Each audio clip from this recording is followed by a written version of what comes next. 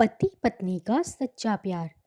एक आदमी ने एक बहुत ही खूबसूरत लड़की से शादी की। शादी के बाद दोनों की जिंदगी बहुत प्यार से गुजर रही थी। वह उसे बहुत चाहता था और उसकी खूबसूरती की हमेशा तारीफ किया करता था। लेकिन कुछ महीनों के बाद लड़की चर्म रोग से ग्रसित हो गई और धीरे धीरे उसकी खूबसूरती जाने लगी। खुद को इस तरह देख उसके मन में डर समाने लगा कि यदि वह बदसूरत हो गई तो उसका पति उससे नफरत करने लगेगा और वह उसकी नफरत बर्दाश्त नहीं कर पाएगी। इस बीच एक दिन पति को किसी काम से शहर से बाहर जाना पड़ा। काम खत्म कर जब वह घर वापस लौट रहा था, उसका एक्सीडेंट हो गया। एक्सीडेंट में उसने अपनी दोनों आंखें खो दी, लेकिन इसके बावजूद भी उन दोनों की जिंदगी सामान्य तरीके से आगे बढ़ती रही।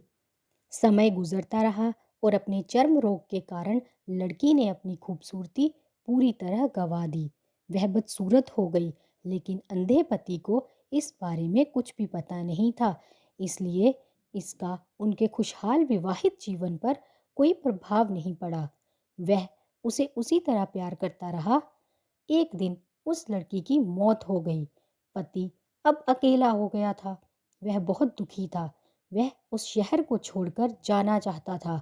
उसने अंतिम संस्कार की सारी क्रियाविधि पूर्ण की और शहर छोड़कर जाने लगा। तभी एक आदमी ने पीछे से उसे पुकारा और पास आकर कहा, अब तुम बिना सहारे के अकेले कैसे चल पाओगे?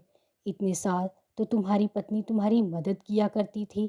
पति ने जवाब दिया, दोस्त, मैं अंधा नहीं हूँ, मैं बस अंधा होने का नाटक कर रहा था, क्योंकि यदि मेरी पत्नी को पता चल जाता कि मैं उसकी बदसूरती देख सकता हूँ, तो यह उसे उसके रोग से ज़्यादा दर्द देता।